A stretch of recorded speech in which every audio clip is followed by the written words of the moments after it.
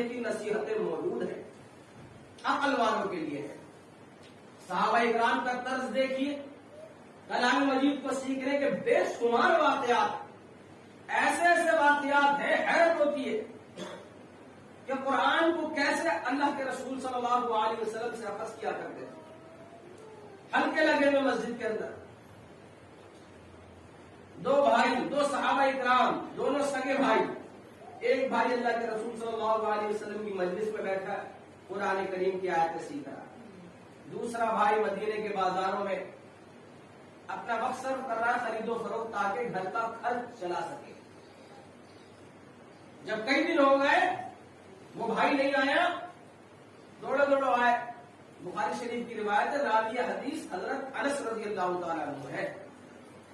کہا اللہ کے رسول یہ بھائی آپ کے پاس بیٹھا رہتا ہے، کوئی کام دھندا نہیں کرتا، کیا سیکھتا ہے یہاں بھائی؟ میں اکیلے کو پورے گھر کا خرچ چلانا پڑتا ہے۔ اللہ کے رسول صلی اللہ علیہ وسلم نے ان صحابہ اکرام کو بتایا، غصہ نہ ہو، یہ جو سیکھ رہا ہے شاید اسی کے سیکھنے کی برکت کی وجہ سے تمہارا بازار میں کام چل رہا ہے، یہ قرآن سیکھ رہا ہے، یہ دین سیکھ رہا ہے یہاں، تو اس پر ناراض نہ ہو، بلکہ اس دین کی برکت سے، اس قرآن کی برکت سے ہی شاید اللہ نے تمہارا بازار میں کام چلا رکھا ہے، یہ قرآن کریم سیکھنے کی برکت ہے، قرآن کریم کو سیکھنے کی برکتیں ہیں۔ وہ صحابی سنتے ہیں، خوش ہو جاتے ہیں واپس بازار کی طرف کہ اللہ کے رسول نے فرما دیا اب تو ٹھیک ہے، پھر کام پہ نہیں، کوئی شکایت نہیں کی زندگی میں۔ اور وہ صحابی کلام مجید کو نبی محترم صلی اللہ علیہ وسلم سے سیکھتے رہے، مساجدوں میں ہلکے لگے ہوتے تھے اللہ کے رسول صلی اللہ علیہ وسلم کے پاس۔ حضرت عمر بیان فرماتے ہیں میں اور ایک انصاری صحابی، ہم دونوں نے باندھ رکھے تھے دن، ایک دن ہم جب جاتے تھے مدینہ نبی محمد صلی اللہ علیہ وسلم کے پاس سیکھتے، اور ہم بنی امیہ کی بستی میں رہتے تھے، ایک دن وہ جاتا تھا پوری باتیں اللہ کے رسول جو قرآن کے آیتیں تھے وہ لکھتے تھے، ہم باضابطہ اس کا معنی کیا، مفہوم کیا، کیسے عمل کیا جائے گا سب لکھ لیا۔ پورے دن وہ اللہ کے رسول کی درس میں رہتا تھا اور میں بازار میں رہتا تھا، پھر جب میری باری آتی تو میں اللہ کے رسول کے پاس جاتا، وہ بازار میں رہتا تھا۔ ایسے ہم دونوں نے کلام مجید کا کوئی درس چھوڑا نہیں، ہم سیکھ گئے، ہم عمل کرتے ہیں اس پر۔ یہ حضرت عمر رضی اللہ تعالیٰ عنہ سے سیکھنے کا طریقہ، کیسے کیسے صحابہ اکرام نے کلام مجید کو سیکھا ہے۔ آج ہم عصر کی نماز کے بعد 2 منٹ رکنے میں ہمیں بڑی پریشانی ہو جاتی ہے، ہم کبھی ان مجلسوں کے انعقاد کی کوششیں نہیں کرتے ہیں کہ آؤ قرآن سیکھنے بیٹھ کر، آؤ چلو بھائی 24 گھنٹے کی زندگی میں سے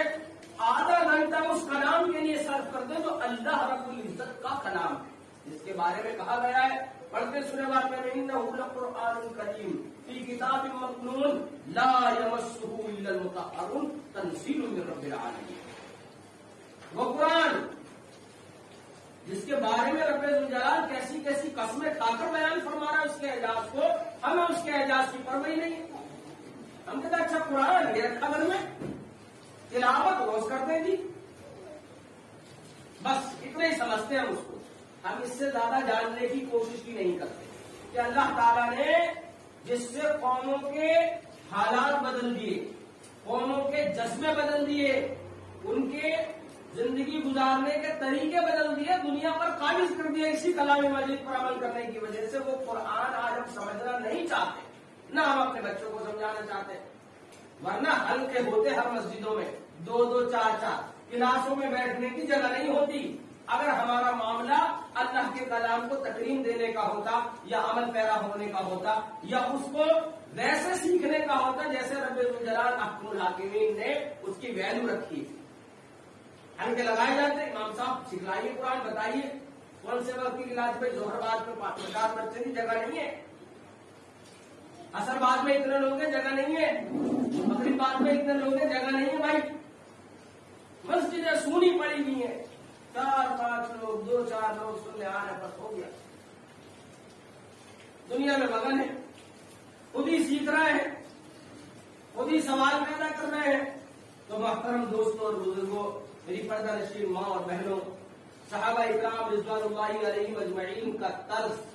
کلام مجید کے تعلق سے اور اس کی اہمیت اور افادیت اتنی ہے کہ جتنی بیان کی جائے وہ کم ہے۔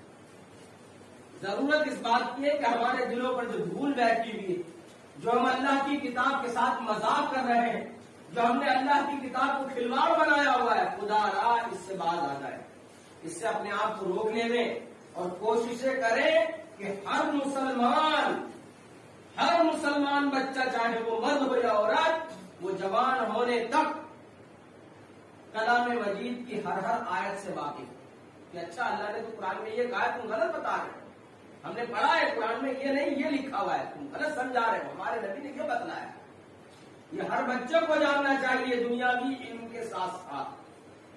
اس کا انتظام کریں، اس کے لیے کوششیں کریں، کہیں دور جانے کی ضرورت نہیں، اسی جگہ، اسی مکتب میں، جو مساجدوں میں مکتب چلتے ہیں اسی میں کورس باندھے، اسی میں ٹیچر لائے، سکھانے والے کو متعین کریں گے جو قرآن پڑھائیے آپ شروع سے لے کر آخر تک۔ ہمارے بچوں کو ترجمہ سکھائیے، 1 سال میں نہیں آئے گا، 2 میں، 4 میں، 5 میں، 10 میں، 12 میں، 20 سال میں آئے گا۔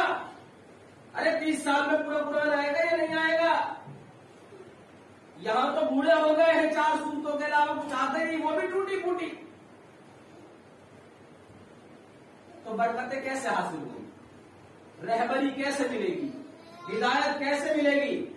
کس زاویے سے اللہ کے آگے ہاتھ پھیلا کر مانگو گے جب اس کی دی ہوئی ہدایت،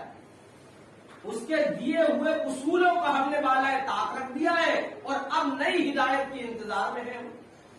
تو یہ ممکن نہیں ہے۔ اللہ تبارک و تعالی عز و جل سے اخیر میں یہی دعا ہے کہ اللہ تعالیٰ صحیح معنوں میں ہمیں کلام مجید کو پڑھنے کی،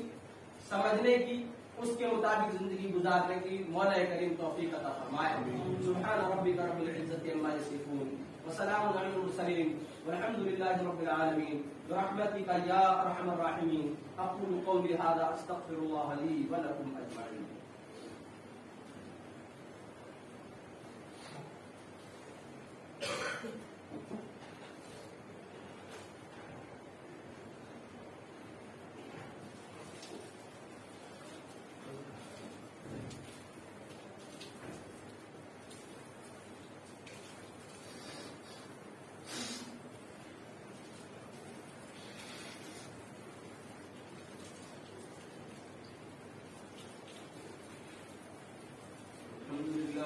الحمد لله نحمده ونستعينه ونستغفره ونؤمن به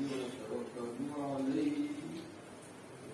ونعوذ بالله من شرور انفسنا ومن سيئات اعمالنا، من يهده الله فلا مضل له ومن يضلله فلا هادي له، واشهد ان لا اله الا الله وحده لا شريك له، واشهد ان محمدا عبده ورسوله۔ يا ايها الذين امنوا صلوا عليه وسلموا تسليما، اللهم صل على محمد وعلى ال محمد كما صليت على ابراهيم وعلى ال ابراهيم انك حميد مجيد، اللهم